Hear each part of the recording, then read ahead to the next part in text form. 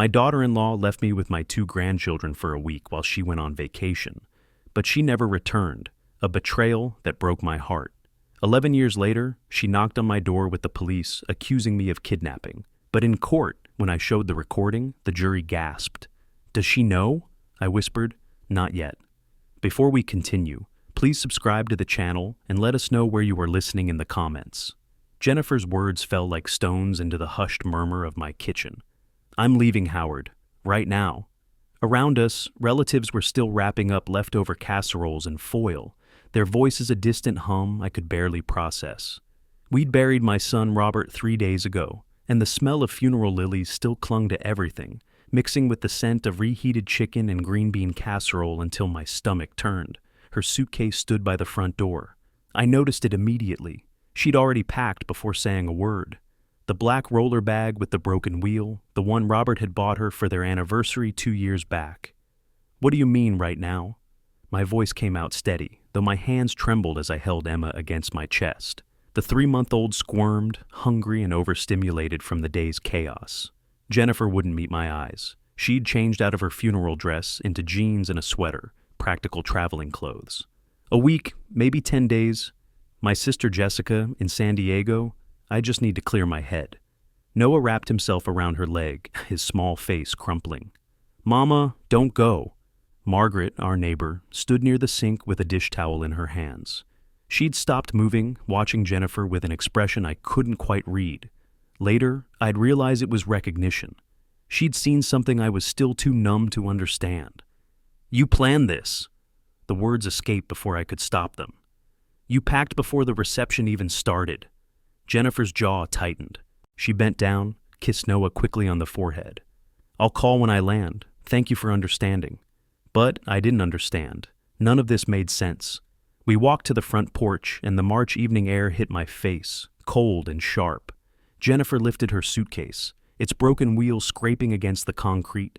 "1 week," she repeated, but her hands shook as she transferred Emma's diaper bag to my shoulder. The weight of it felt suddenly enormous. Bottles, diapers, wipes, all the small necessities of caring for an infant I barely knew how to hold properly. Noah clung to her, crying now in earnest. "When you coming back, Mama? When?" "Soon, baby, very soon." She kissed him again, then climbed into her car without looking back. The engine started, taillights flared red in the dusk. I stood there holding Emma, Noah pressed against my leg, still crying, and watched until the car turned the corner and disappeared. The weight in my arms felt heavier than it should have. Inside, I checked what she'd left. The nursery looked sparse. 12 diapers, I counted them twice, 3 bottles, 4 jars of baby food, a single change of clothes for each child. I pulled out my small notebook, the one I used to carry for work, and wrote it all down. Force of habit, I told myself, just making sure I knew what I needed to buy.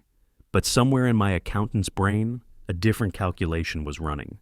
12 diapers for a 3-month-old meant maybe 3 days, 4 if I stretched it, not a week, definitely not 10 days. Noah asked every 10 minutes, "When's Mama coming home?" Each time I gave him the same answer. "Soon, buddy, soon." Emma wouldn't stop crying.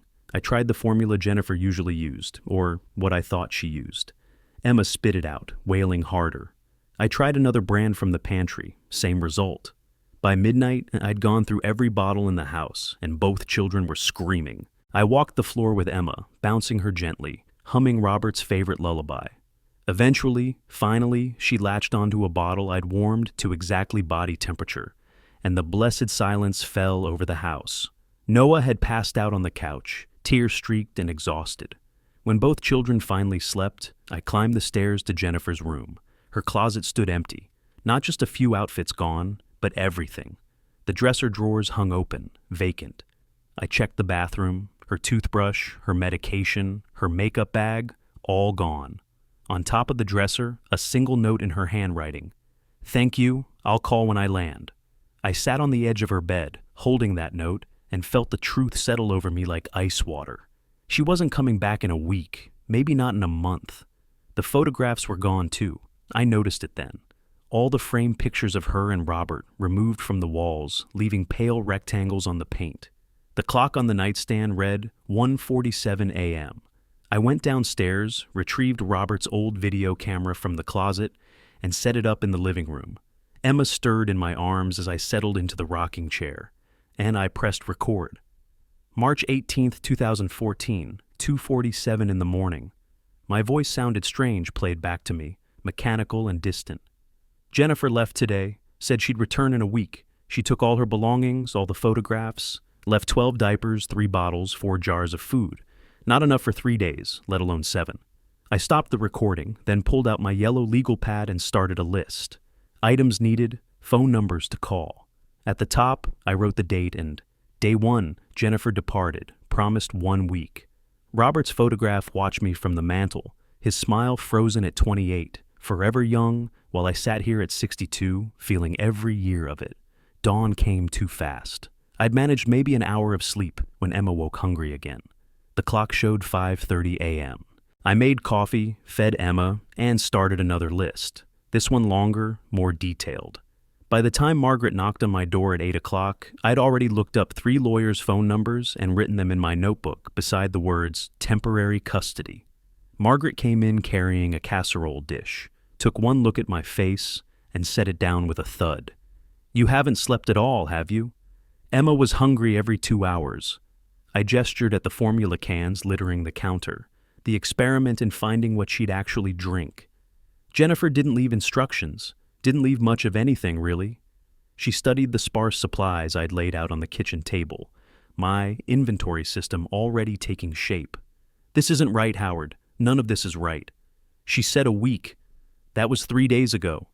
Margaret opened my refrigerator, started organizing things I hadn't even looked at. Has she called? I shook my head. My phone sat on the counter, fully charged, volume turned all the way up, silent. The first week crawled past like that. Margaret helping in the mornings, me fumbling through diaper changes and bottle feedings, learning Emma's different cries, the hungry cry versus the tired cry versus the I need to be held cry.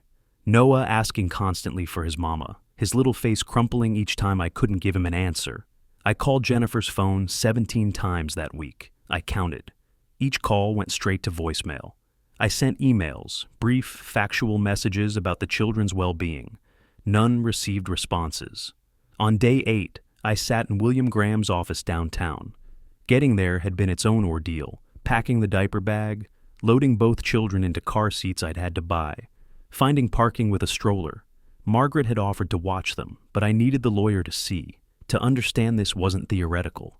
William Graham was 50-something, gray at the temples, with the kind of steady gaze that came from years of family law. He listened to my story without interrupting, then leaned back in his chair. You're the grandfather, correct? Their only living grandfather, yes. Robert was my only child. Grandparents' rights in this state are limited, Howard, but we have several factors working in your favor. He pulled out a form. First thing, we file for temporary custody, document everything, every expense, every attempt to contact Jennifer, every day she's gone beyond what she promised. I pulled out my notebook, showed him what I'd already started. His eyebrows rose slightly. You're ahead of me. Respect crept into his tone. Keep doing exactly this. Open a separate bank account for all expenses related to the children. Save every receipt. Diapers, formula, doctor visits, everything. I'll need itemized records. I'm an accountant. The words felt strange. Was an accountant. Retired 3 years ago. Documenting is what I do. Then document. Because if Jennifer contests this, we'll need to prove abandonment, and that requires evidence. I left his office with forms to fill out, and a new understanding. This was going to be a long fight, and documentation would be my weapon. April arrived cold and wet. I created a digital folder on my computer. Evidence 2014. Inside it, I scanned every receipt. Diapers, $42. Formula, $28. Pediatrician visit for Emma's ear infection, $150. I photographed the supplies Jennifer had left, now long gone, and replaced 3 times over. Every night after the children slept, I recorded a video diary entry. The date, the time, what happened that day. Noah's first full sentence without crying for his mother. Emma's first real smile, the one that reached her eyes. The mortgage payment I made from my retirement savings. The grocery run that cost twice what I'd budgeted because babies go through everything faster than you can possibly imagine. On April 23rd, my phone rang with Jennifer's number. I grabbed it so fast I nearly dropped it. "Howard!" Her voice sounded distant, echoes in the background like she was in a large space. "Jennifer, where are you? When are you coming back?" My hands shook, but I kept my voice level. I'm still in San Diego. I need more time. The children need their mother. Noah asks about you every day." Silence stretched between us. "How are they?" "Emma had an ear infection last week. Noah had nightmares. They're managing because they're resilient, but they need you here." I paused. "How much more time?" "I don't know. I'm sorry, Howard. Thank you for taking care of them." The line went dead. I stared at my phone, processing what hadn't been said. No timeline, no promises, no plan to return. Margaret had been in the kitchen during the call. I'd asked her to be present, to witness. Within an hour, we'd written down everything Jennifer said, every word I could remember, and Margaret signed it as an accurate account. We had it notarized the next morning. May 25th was Noah's 3rd birthday. Margaret helped me organize a small party, just us, a couple of kids from his daycare, simple decorations. Noah wore a paper crown I'd made, and for most of the day he seemed happy. But every time someone knocked on the door, his head would snap up. "Is it Mama?" No calls came, no texts. At bedtime, Noah climbed into my lap, the paper crown askew on his head. "Mama forgot my birthday." "She didn't forget, buddy. She's far away right now." "Why'd she go away?" I had no answer that made sense to a 3-year-old. That night's video entry was harder to record. I saved a slice of birthday cake in the refrigerator. A piece of me, still hoping Jennifer might show up late, might still remember. 3 days later, I threw it away. June brought heat and a private investigator's report in a manila envelope. I'd hired him in late May, needing to know where Jennifer actually was, what she was actually doing. The photos spilled across my kitchen table. Jennifer on a beach, Ocean Beach in San Diego, according to the timestamp. Jennifer at an outdoor restaurant, laughing, drink in hand. Jennifer with a man, Brian Foster, the report said. A marine biologist, 42 years old, divorced, no children. The last photo showed them together at what looked like a small ceremony. Jennifer in a sundress, flowers in her hair. Not a formal wedding, but something. Intimate, happy. I sat there for a long time, studying her face in those photos. She looked lighter somehow, younger. Nothing like the hollow-eyed woman who'd left my house 3 months ago. I felt no anger. That surprised me. Instead, I felt a cold, crystalline clarity settling into place. She wasn't coming back. She'd built a new life without her children, without grief, without responsibility. She'd moved on while Noah still asked for her every night, while I drained my retirement savings buying formula and diapers. I filed the photos carefully in my evidence folder. I didn't call her, didn't confront her. Let her think I didn't know. Let her stay in her California dream. Every day she stayed gone. Every choice she made to build this new life. It all went into the record I was building. William Graham filed for extended temporary custody. I submitted my itemized expenses, $4,147.83 so far. I submitted Margaret's witness statement. I submitted the call log showing 17 unanswered calls, 14 unreturned emails. Late June, I created a timeline document. March 18th through June 30th, 2014. Every significant event, every promise broken, every dollar spent. I printed it, saved it, backed it up in 3 locations. Noah had stopped asking when Mama was coming home. He called me Poppy now, naturally, without prompting. Emma responded to my voice, reached for me when she woke crying. They were mine now in every way that mattered, except legally, and that was the one thing I could still fix. I closed the Evidence 2014 folder on my computer and started a new one. Evidence 2015. If Jennifer didn't return in 6 months, I'd be ready. If she didn't return in a year, I'd be ready. If she showed up in 10 years wanting them back, I would have every single day documented, every choice she'd made, and every sacrifice I'd made visible in black and white. This was a long game, and I'd just begun to play.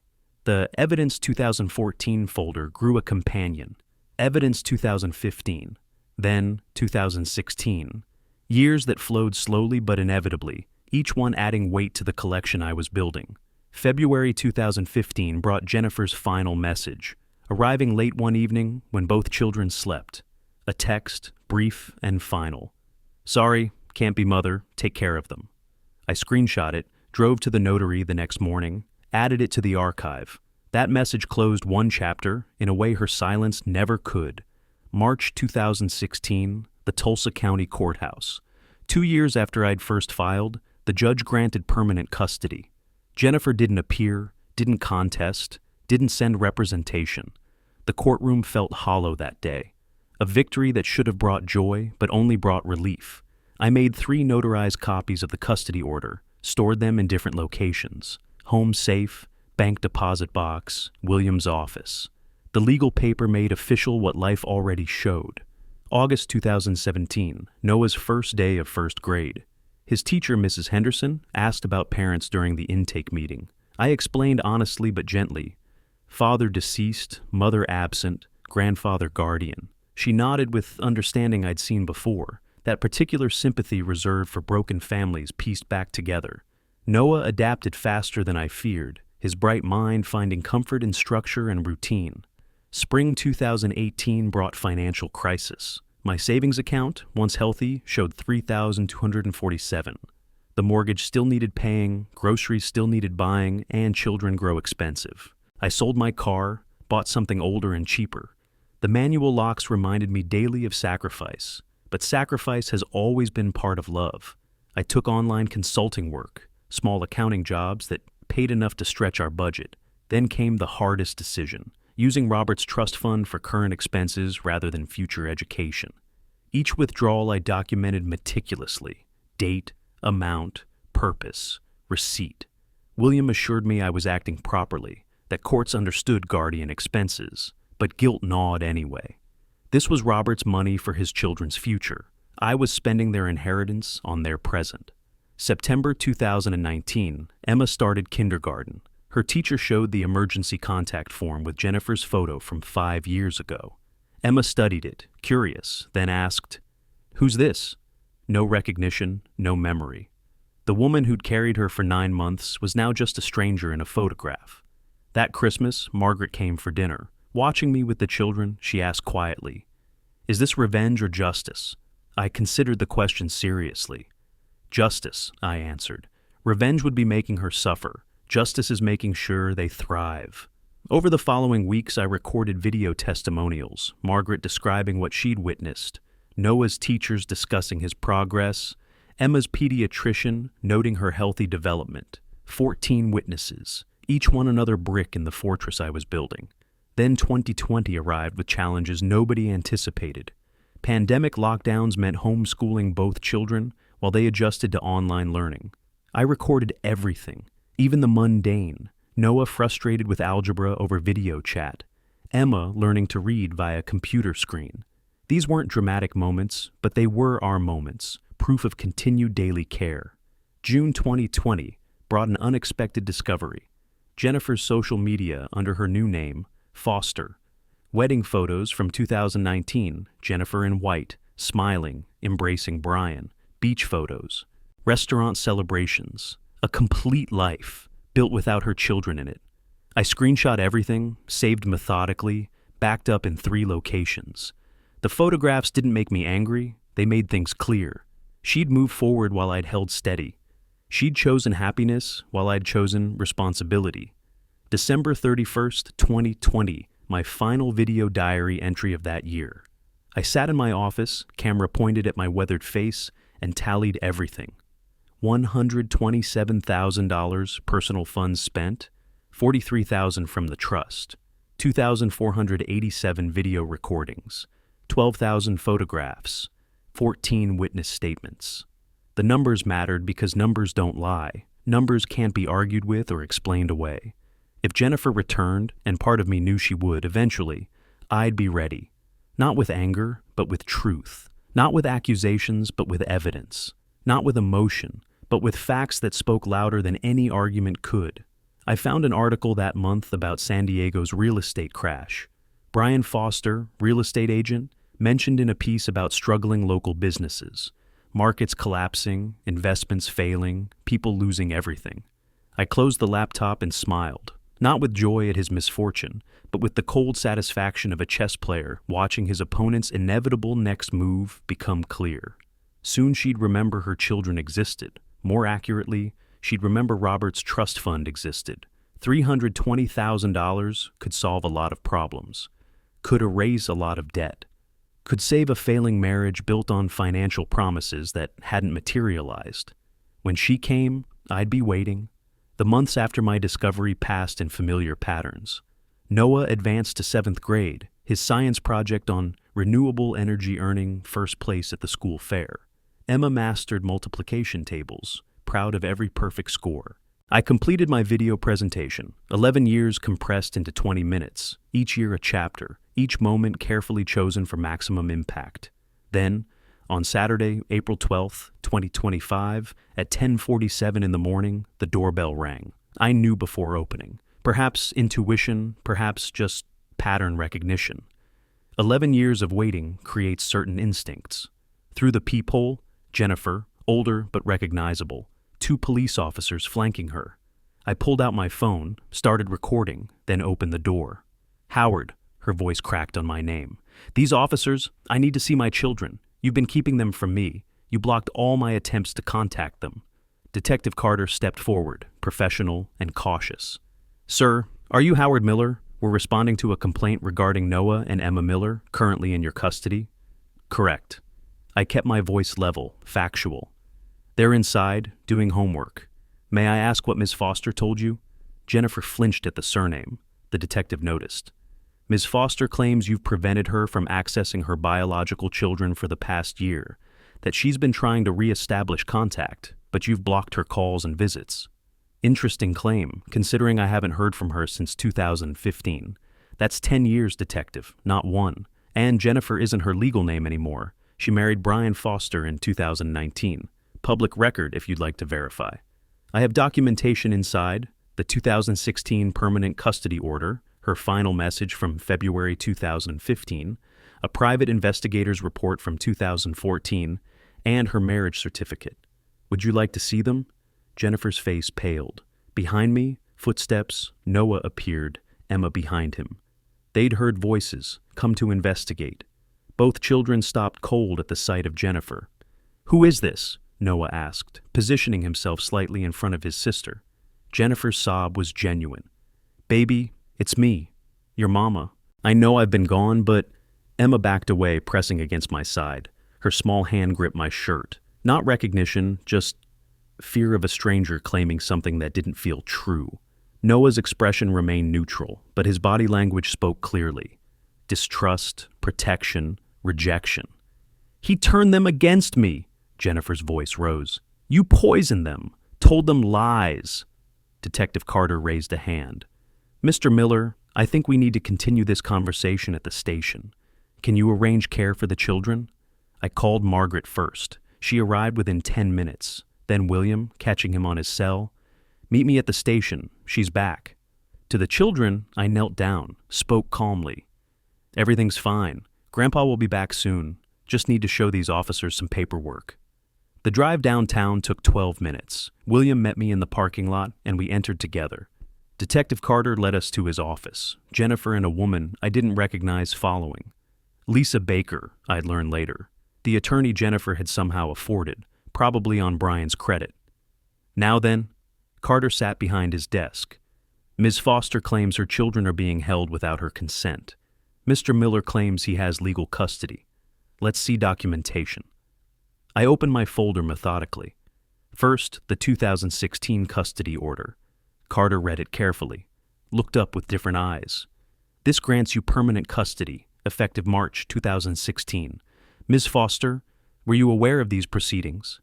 Yes, but I was sick. I couldn't." The court record shows no response to the petition, no medical documentation of incapacity, no request for extension. William's voice was crisp, professional. My client followed proper legal channels. Ms. Foster was properly served and chose not to contest. I laid out the next document, Jennifer's 2015 message. "Sorry, can't be mother?" Carter read it aloud, slowly. Then the PI report. Photographs of Jennifer in California, dated 2014. Her wedding certificate to Brian Foster, 2019. Each piece of paper, another nail. Detective, William continued, my client has raised these children for 11 years. Not 1 year, as Ms. Foster claims. 11 years without financial support, without contact, without interference. Until today. Carter's expression had shifted completely. Ms. Foster, you stated Mr. Miller blocked contact attempts, but these documents suggest you made no contact attempts to block. Can you provide evidence of calls, letters, emails? Jennifer's silence was answer enough. We left an hour later, the detective's attitude transformed from suspicion to something resembling respect. You saved everything, he had said, flipping through the documents. Every single piece. I'm an accountant, I had replied. Documentation is what I do. From the station, I drove to the bank, withdrew the complete archive from my safety deposit box. 11 years of evidence, organized in labeled binders. William and I met at his office afterward, spreading everything across his conference table. He studied the materials with growing satisfaction. She'll file a custody suit, he predicted.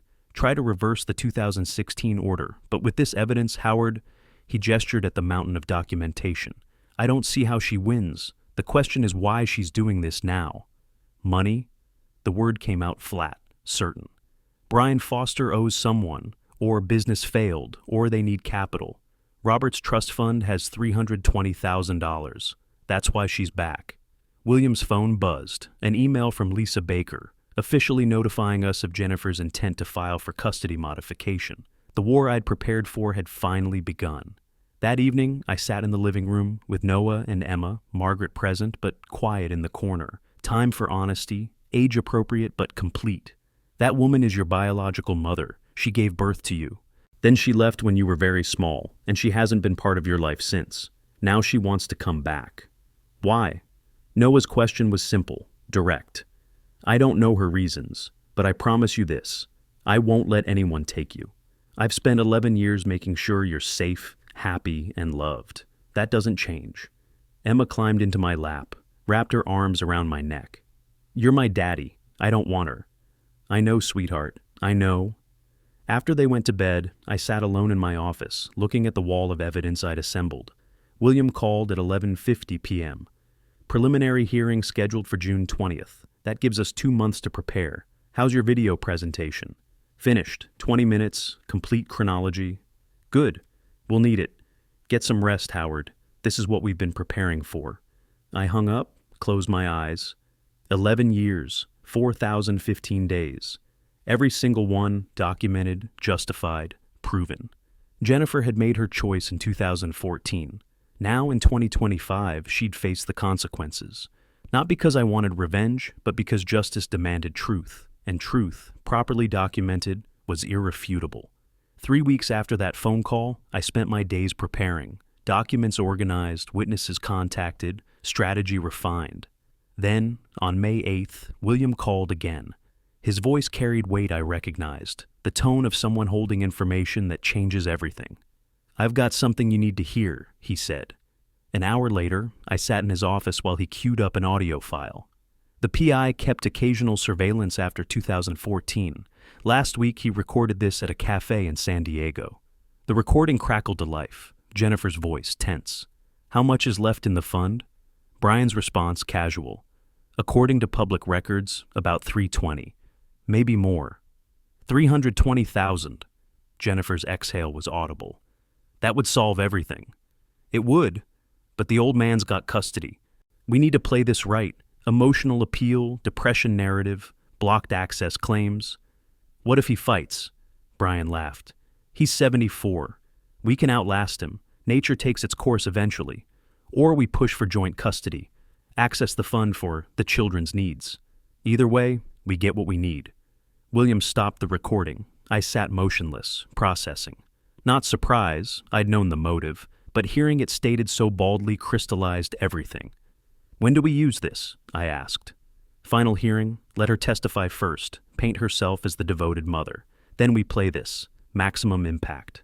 I nodded. Strategic patience, not emotional reaction. That afternoon, I drove to First National Bank, met with the trust officer. I needed complete transaction history, every withdrawal since 2014, every justified expense. Mrs. Patterson pulled the records, reviewed my documentation. Mr. Miller, this is textbook guardian management. Every withdrawal properly categorized: education, medical, housing, food. Courts will see you protected this money while using it appropriately for the children's welfare. That validation mattered more than she knew. May 10th brought Jennifer's counterattack. Legal documents claiming I'd isolated the children, blocked contact attempts, manipulated the court system. Her new demand: temporary foster placement during trial. I read each accusation, marked contradictions in red ink. Lies, all of it, but lies that needed methodical dismantling. The children overheard me on the phone with William. Noah appeared in my office doorway. Are they going to take us away? No. I pulled him close, Emma following. Remember what I promised? I keep my promises. May 12th, Susan Hall from Social Services arrived for home inspection. Professional, thorough, she examined everything: children's rooms, kitchen, safety measures. She interviewed Noah and Emma separately. Through the door, I heard Noah. Grandpa raised us since I was 2. He goes to every baseball game, helps with homework, makes breakfast every morning. I don't know that woman. Emma, quieter. Grandpa is my daddy. I don't know another one. Susan emerged an hour later, her expression neutral, but her notes extensive.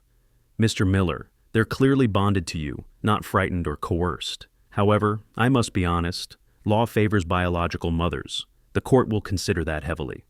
After she left, I returned to my office. Planning, always planning.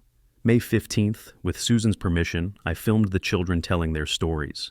Noah spoke about school achievements, baseball championships, feeling safe. Emma described learning to read, bedtime rituals, her grandfather teaching her to ride a bike. When she called me daddy on camera, I didn't correct her. Let the judge hear that truth. May 17th, Facebook messages started appearing.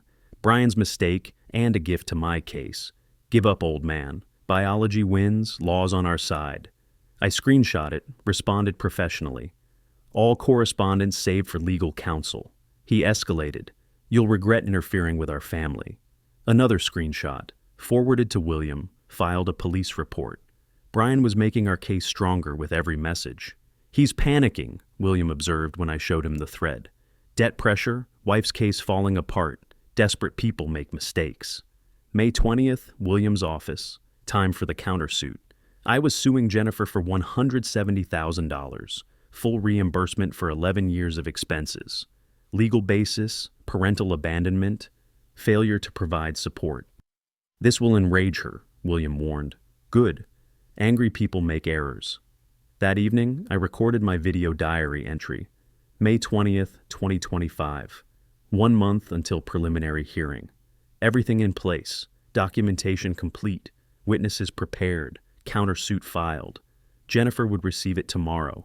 I imagined her face reading that number. Let her rage. Rage reveals truth. The preliminary hearing date loomed, June 20th, 4 weeks away. 4 weeks to ensure every detail was perfect, every witness prepared, every piece of evidence organized for maximum impact. I'd waited 11 years for this confrontation. 4 more weeks was nothing. William called late that night. Countersuit delivered. Her attorney called, angry. Threatened sanctions for frivolous claims. Let them threaten. We have receipts. Every dollar, every day, every decision, documented and justified. I hung up, walked to the children's rooms, both sleeping peacefully, unaware of the legal war being waged over their futures. That peace was what I fought for. Not victory over Jennifer, but security for them. The difference mattered. Downstairs, I reviewed my presentation one more time. 20 minutes, 11 years, complete chronology. Every moment chosen deliberately. Every transition calculated for emotional and factual impact. When that video played in court, Jennifer would see what she'd missed. More importantly, the judge would see what I'd built. A family, real and true, forged through daily devotion rather than biological accident. June 20th. 1 month away. I closed my laptop, turned off the lights. Tomorrow would bring new motions, new arguments, new attempts to destabilize what I'd created. But I'd faced 11 years of uncertainty. One more month was simply the final chapter of a very long book, and I knew how this story ended. The next 4 weeks passed in compressed intensity. 5 hours of sleep per night. The rest spent finalizing the video presentation. 20 minutes distilling 11 years into irrefutable narrative. Margaret agreed to testify. Noah's teachers confirmed. Emma's pediatrician. The baseball coach. 14 witnesses total, each one a pillar supporting the truth. Then June 20th arrived. I woke at 5 in the morning, put on my dark suit, armor for the battle ahead, and drove to war. The courthouse at 8:45 a.m., already filling with people whose lives intersected with the justice systems in various desperate ways. William met me at the entrance, briefcase in hand, confidence in his posture. We entered courtroom 3B together. Jennifer sat at the defense table with Lisa Baker, her attorney. She'd dressed carefully, conservative, maternal, calculated to evoke sympathy. Brian sat in the back row, trying for invisibility. Margaret occupied row 3, solid and dependable as always. 9 o'clock, Judge Richards entered. We rose. Formalities completed, she gestured us to begin. Lisa's opening statement was pure emotional manipulation. Your Honor, before you sits a mother destroyed by grief. When her husband died 11 years ago, Jennifer Foster broke. Depression consumed her. She made the agonizing decision to leave temporarily, to heal, to become whole enough to parent. That temporary absence became extended through a combination of blocked access and continued illness. Now, recovered and ready, she seeks to restore the natural order, children with their mother. I took notes, unmoved by the theatrics. William stood for our turn. Your Honor, the petitioner presents facts, not feelings. March 18, 2014, Jennifer abandoned 2 children, 1 toddler, 1 infant. She departed promising 1 week. That week became 11 years. 11 years without financial support. 11 years without a birthday card. 11 years without a single verified attempt at contact. Now she returns.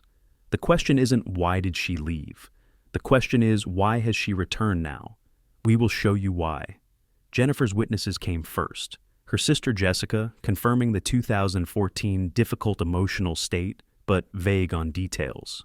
A therapist who'd seen Jennifer 3 times in 2024 to 2025. No long-term treatment history. William's cross-examination was surgical, brief, exposing the gaps in their narratives without being aggressive. Professional destruction. Then Jennifer took the stand. Lisa guided her through the prepared story. Depression, fear, inability to return, blocked attempts at contact. Tears arrived on cue, voice breaking at calculated moments.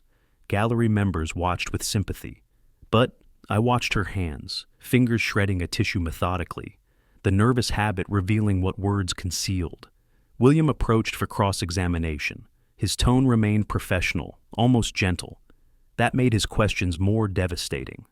Ms. Foster, you stated you attempted contact multiple times. Can you provide dates of these attempts?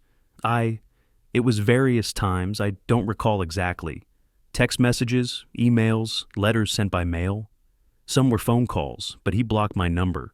Your Honor, defendant's phone records show no blocked numbers. Ms. Foster, did you file any court petitions in 11 years seeking visitation? I was too ill to... Yet you managed to remarry in 2019, plan a wedding, maintain social media, travel, but not hire an attorney or file a simple petition? Jennifer faltered. The remarriage was part of healing. Let's discuss the trust fund. Are you aware Robert left money for the children? Her pause was microscopic but telling. Yes, I believe there's a small amount. $320,000. Your husband mentioned this to you before his death, correct? I don't recall the exact amount. But you knew it existed, and you knew Mr. Miller, as guardian, controls it, until the children turn 18 or are returned to parental custody, correct? I suppose that's how trusts work, but I'm not here for money. Of course, we'll return to that. William sat. Judge Richards leaned forward. Ms. Foster, why now? Specifically, why did you file this petition in April 2025, rather than any point in the previous decade? Jennifer's answer came too quickly. I finally felt strong enough. Yet you've been remarried 6 years, apparently stable enough for that commitment. What changed in April 2025? Silence. Damning, heavy silence. Step down, Ms. Foster. My turn. I walked to the witness stand, carrying my folder of organized evidence. Before sitting, I addressed the judge directly. Your Honor, I have materials for the court, 11 years of documentation. I presented the folders, one per year, labeled, indexed, color-coded. Judge Richard's eyebrows rose slightly. Professional documentation impressed judges. I'd counted on that. I'd also like permission to show a 20-minute video presentation, chronological record of the past 11 years. Lisa objected immediately. Theatrics, Your Honor, prejudicial. William responded calmly. It's documented evidence, properly compiled, visual record supporting written documentation. Judge Richards considered. Objection overruled. We'll view the presentation. Bailiff, prepare the screen. The screen descended from the ceiling. Lights dimmed. My finger hovered over the play button on the remote. This moment, 11 years of preparation, condensed into 20 minutes of truth. I looked at Jennifer one final time before pressing play. She stared at the blank screen, not at me. She didn't understand yet what she was about to witness, the full weight of her choices made visible. I pressed play. The first frame appeared, my face, 11 years younger, exhausted, holding Emma. Timestamp, March 18th, 2014, 3:15 a.m. My recorded voice filled the courtroom. Today is March 18th, 2014. Jennifer left 8 hours ago. She promised 1 week. I'm documenting this because the video began its journey through our lives. Her absence, their presence, my devotion. Truth, playing out in undeniable sequence. The second visit was scheduled for June 27th. I woke with that date heavy in my mind. 14 more of these sessions before the final hearing. 14 opportunities for Jennifer to prove what I already knew. She wasn't ready to be a mother. Perhaps she never would be. Tuesday morning, the children dressed quietly. Emma ate less than usual. Noah kept his eyes down. Their bodies remembered fear even when their minds tried to forget. We drove to the County Social Services Center in silence. Susan Hall waited in the lobby. Professional, neutral, clipboard ready. Morning, Mr. Miller. Children. She led Noah and Emma to room 3B, while I waited in the hallway outside, close enough to hear if voices rose, far enough to give the mandated privacy. Inside, Jennifer tried a different approach, softer, slower, less desperate. Through the door, I heard her asking about school, hobbies, favorite subjects. Noah's responses came in monosyllables. Emma stayed silent. 2 hours later, they emerged. No progress, but no dramatic incident either. Susan's notes read simply, "Children maintain significant distance. Mother displays anxiety." In the car, I asked gently, "How was it?" "Fine," Noah said. His tone said otherwise. That evening, I made hot chocolate, our ritual after each visit. We sat at the kitchen table, the three of us, saying nothing. Words weren't necessary. Their relief at being home spoke volumes. July 1st, visit 3. Jennifer's patience wore thinner, faster. I heard her voice rising through the door. "I'm trying to connect with you. Why won't you talk to me?" Noah's response, flat. "I don't know you." Susan intervened. "Let's take a break." Deep breath. The visit completed its full 2 hours, but tension had escalated. Susan's report noted, mother demonstrating frustration with lack of progress. Visit 4, July 5th. Jennifer arrived carrying wrapped gifts, expensive ones. Through the door I heard, "Look, an iPhone for Noah, a tablet for Emma. I know you'll love—" "No, thank you." Noah's voice, cold and adult. "Baby, please, I just want—" "Don't call me baby, and I don't want your gifts." "Ungrateful," Jennifer's control snapped. "Do you know how much I'm spending? I'm trying so hard and you won't even—" Susan's voice, firm. "Ms. Foster, step outside for a moment." I received Susan's report that evening. The escalation was noted, documented, added to the growing evidence file.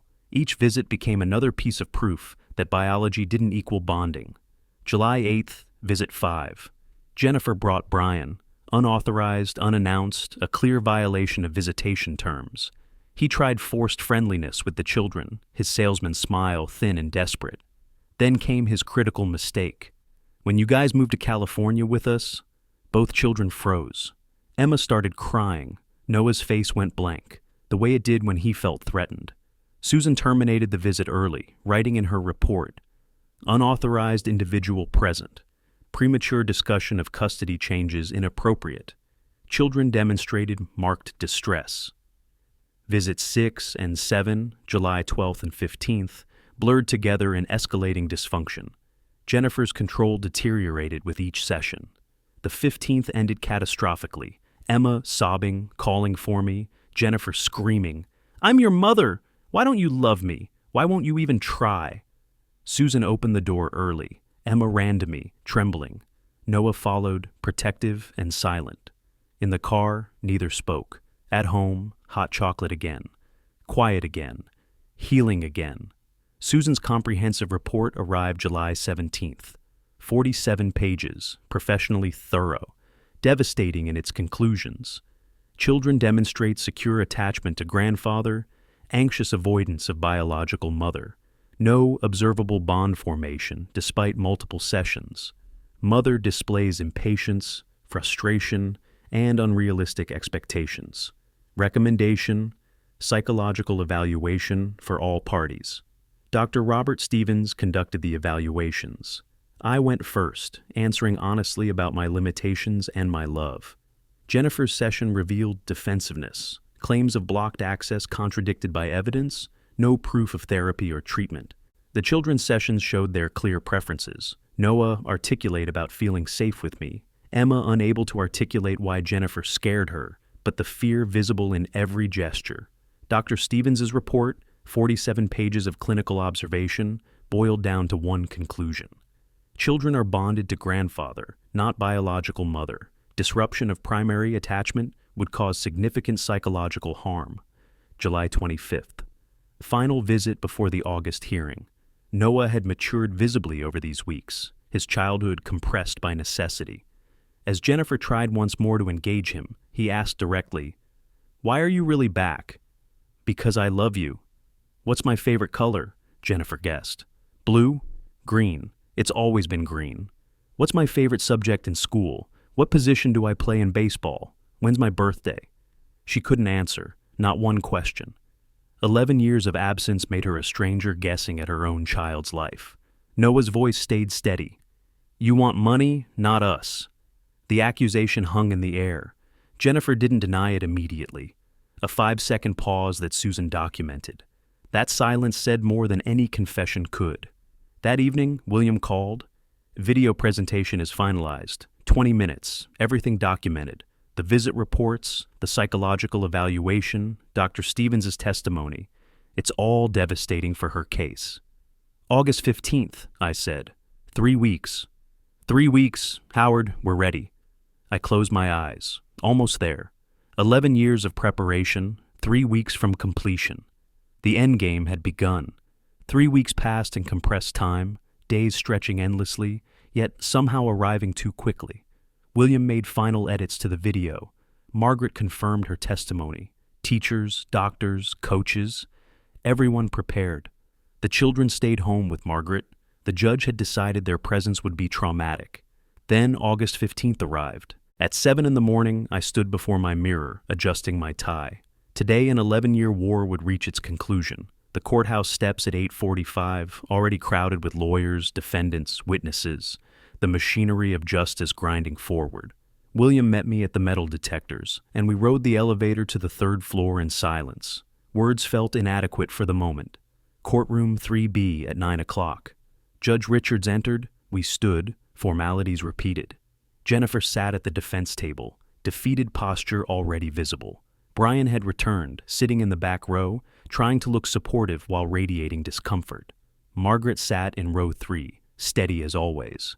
Lisa Baker stood for her opening statement. Pure emotion, carefully constructed.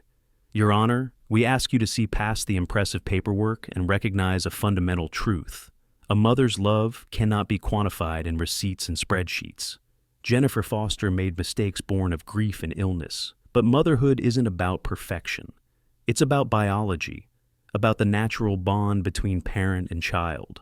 We ask the court to give Jennifer the chance she deserves, the chance to rebuild what tragedy destroyed." I watched Judge Richards' expression, neutral, professional, but her eyes held skepticism. William's opening was factual, direct. Your Honor, the law recognizes biology, but it also recognizes best interests of children. This case presents a simple timeline. March 18, 2014, Jennifer Foster departed. She promised 1 week. That week became 11 years, 4 without 15 days without support, without contact, without presence. Now she returns. The question isn't whether she has biological rights. The question is whether exercising those rights serves the children's welfare. The evidence will answer that question definitively. Lisa called her witnesses first. Jessica, Jennifer's sister, provided vague testimony about 2014 emotional state. The therapist confirmed 3 recent sessions, no long-term treatment. William's cross-examinations were brief, surgical, exposing gaps without appearing aggressive. Then Jennifer took the stand. Her direct testimony followed the script. Depression, grief, inability to function, blocked attempts at contact. Tears appeared on schedule, voice broke at appropriate moments. But I watched the gallery, some sympathy, yes, but also skepticism. People weren't fools. William approached for cross-examination. His voice remained gentle, which made his questions cut deeper. Ms. Foster, you've stated you attempted contact. Let's be specific. How many phone calls did you make to Mr. Miller's number in 11 years? Many times, but he blocked. Phone records show no blocked numbers. How many letters did you mail? I was too unwell to, yet you maintained social media, posted photographs, planned a wedding in 2019, traveled to multiple states. These activities require planning, organization, sustained effort, correct? That was different. Different how? You could plan a wedding but not write a letter? You could post on social media but not send an email? Help me understand the distinction. Jennifer's composure cracked.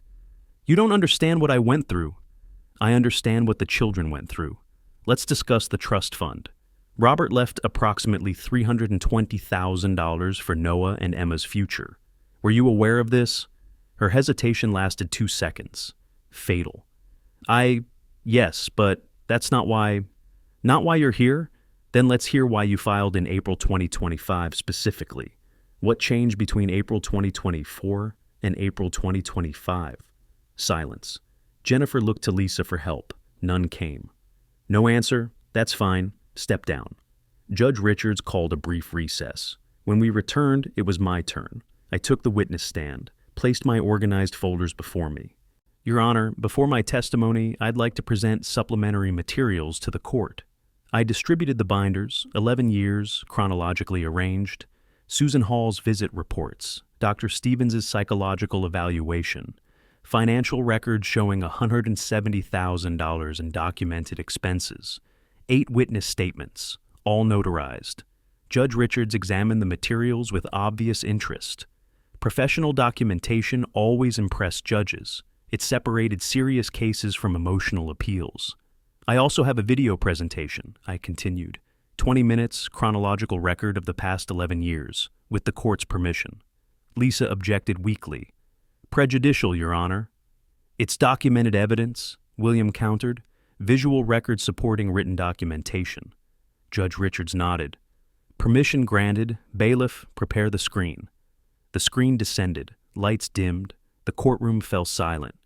I held the remote, finger on the play button. 11 years compressed into one small device. I looked at Jennifer one final time. She stared at the blank screen, not comprehending yet what she was about to witness. I pressed play. The first frame appeared, my face, March 18th, 2014, 3:15 a.m., holding Emma. My voice filled the silent courtroom. Today is March 18th, 2014. The journey began. The screen glowed with my past. That first night, exhausted and determined, Emma crying in my arms. But I didn't watch the video. I watched Jennifer. She stared at the screen, seeing what she'd missed, not yet understanding she was seeing her future collapse. The video progressed chronologically. 2014, those brutal early months, my voice narrating. Day 30. Emma won't take formula. Noah asks for mama every hour. I'm documenting because someone needs to remember this. Footage of sleepless nights, doctor visits, the relentless demands of infant care. The courtroom watched in silence. 2015 arrived on screen. Noah's first successful potty training, Emma's first steps. My voiceover, Jennifer's final message arrived February 2015. Sorry, can't be mother, take care of them. Screenshot dated, notarized. The text message appeared on screen, clinical and damning. Years 2 through 5 compressed into rapid montage. Noah's first day of kindergarten, small hand gripping mine. Emma learning to talk, her vocabulary expanding daily. Birthday parties with homemade cakes. Margaret always present, Jennifer always absent. The 2017 moment hit hardest. Noah, 5 years old, asking directly to camera, "Why doesn't Mama come back?" My response, honest and gentle, "I don't know, buddy, but I'm here. I'll always be here." Someone in the gallery cried quietly, not Jennifer. 2019, Emma's drawing labeled "My Family" appeared on screen. 3 stick figures, big one labeled Grandpa, medium one Noah, small one Emma. No fourth figure, no mother. Just the 3 of us, complete in our incompleteness. Then came the contrast. Jennifer's social media photographs, pulled from her public accounts.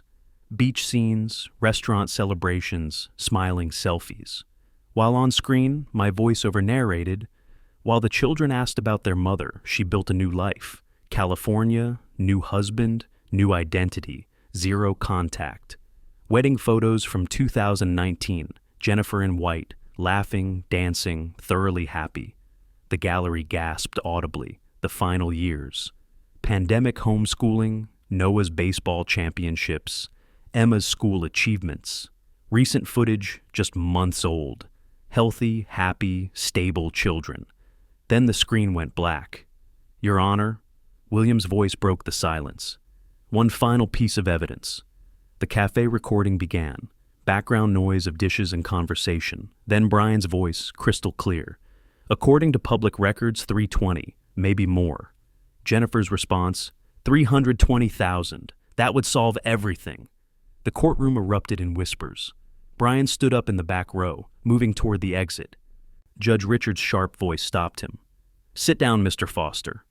The recording continued, Brian's casual cruelty. He's 74. We can outlast him. Or push for joint custody, access the fund for expenses. Either way, we get what we need. Jennifer's nervous laugh. What if he fights? Let him. Old man against biological mother? She wins eventually. The recording ended. Silence, absolute and devastating. Jennifer's face had gone white. Brian sat frozen, knowing he'd destroyed everything. I allowed myself a small smile, not triumph, just acknowledgement. Truth, finally spoken aloud for everyone to hear. Lights came up. William presented the remaining evidence. Susan's reports documenting all 9 failed visits. Dr. Stevens' psychological evaluation, concluding the children were bonded to me. Financial records proving responsible trust management. Witness statements from 14 people attesting to my care in Jennifer's absence. Judge Richards addressed Jennifer directly. Ms. Foster, I've now heard and seen extensive evidence. What do you say to this? Jennifer's voice cracked. I was sick. I couldn't.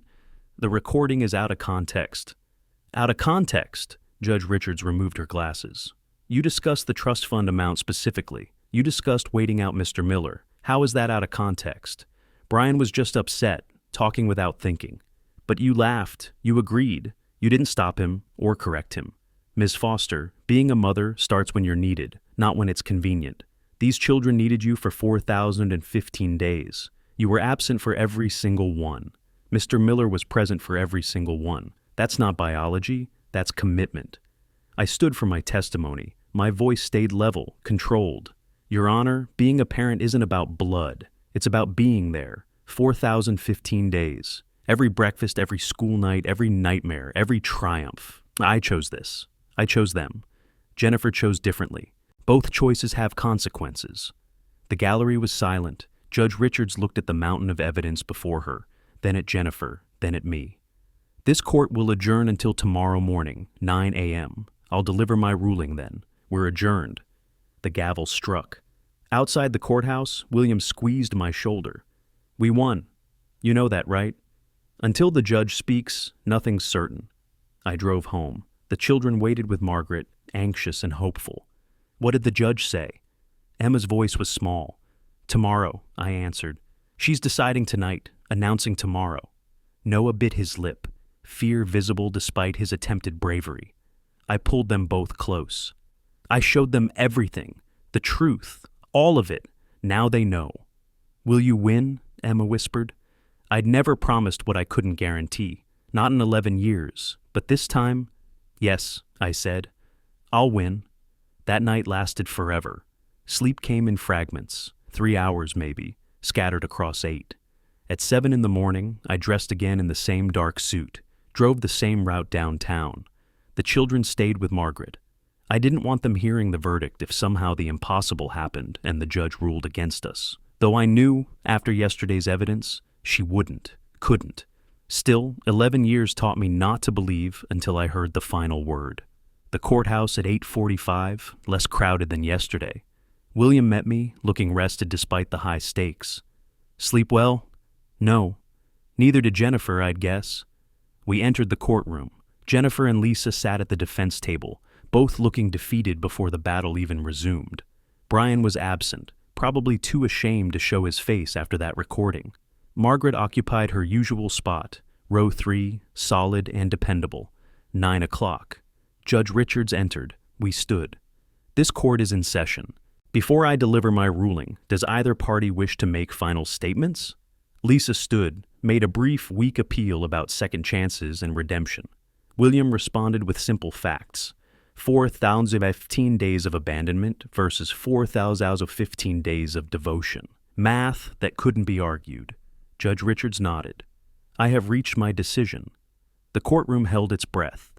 This case presents a conflict between biological rights and children's welfare. The law recognizes both. However, when they conflict, welfare takes precedence. I've reviewed extensive documentation, watched 20 minutes of chronological evidence, heard expert testimony, and listened to a recording that revealed the true motivation for this petition. She looked directly at Jennifer. Ms. Foster, you gave birth to 2 children. That's biology. But motherhood is not biology. It's action. Daily, endless, selfless action. Mr. Miller performed those actions for 4,015 consecutive days. You performed them for 0 days in 11 years. The mathematics is simple.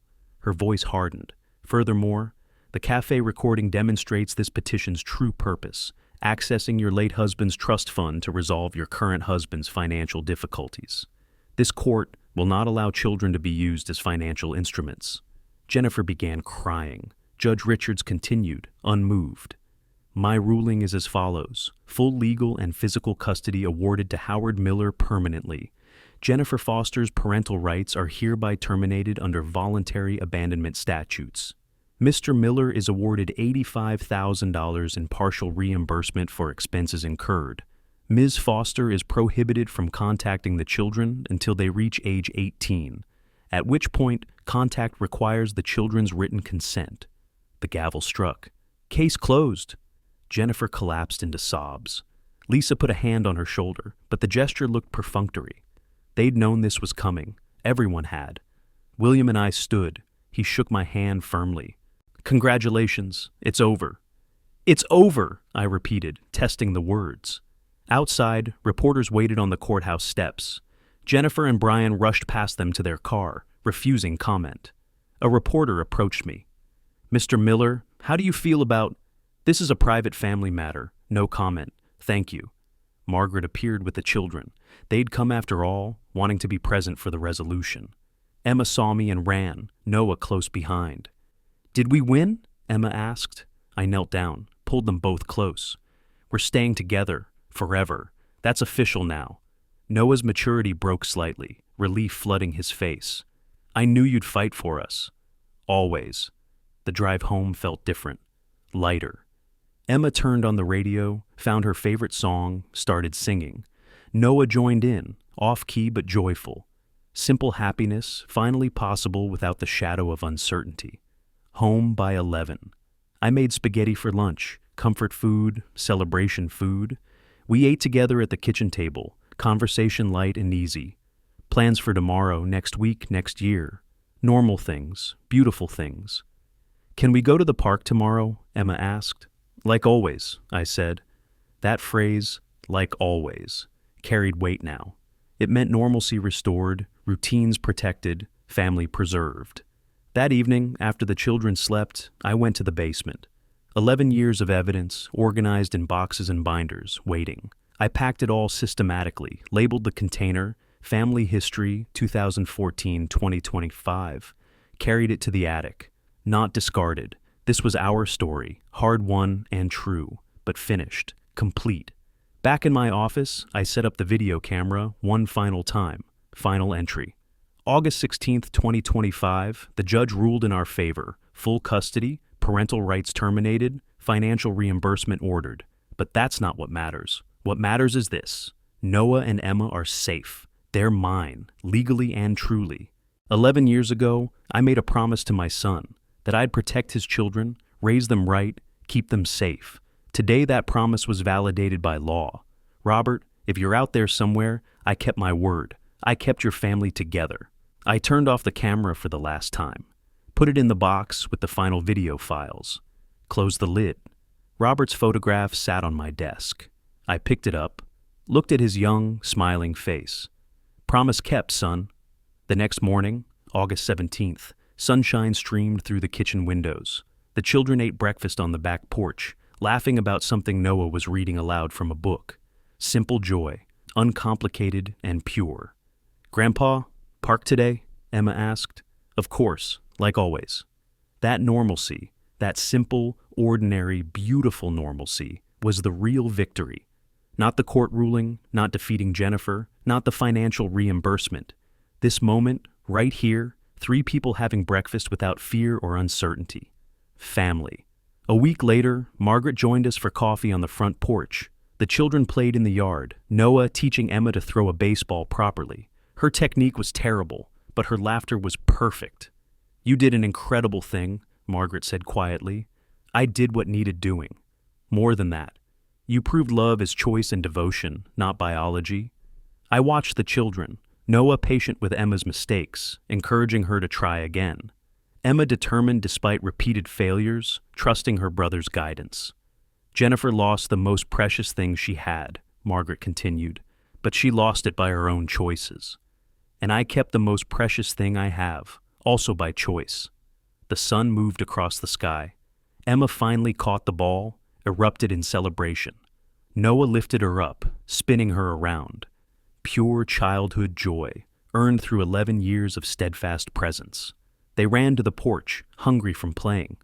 Grandpa, what's for dinner? Pizza, your favorite. Like always, Emma grinned. Yes, like always. And that simple continuity of love and care, was everything. The baseball sat in the grass, waiting for tomorrow's game. The house stood solid behind us, filled with 11 years of memories and countless more to come. The legal papers sat in the attic, evidence of battles fought and won. But none of that mattered as much as this. 3 people on a porch, summer evening, family by choice and commitment. I smiled. Not triumph over an enemy, but peace from a duty fulfilled. Justice wasn't about revenge. It was about protection. And these children, my children, in every way that truly mattered, were finally completely permanently protected. The sun set. They went inside, already arguing playfully about what movie to watch. I followed them in, closed the door behind us. Home, family, forever. That was justice.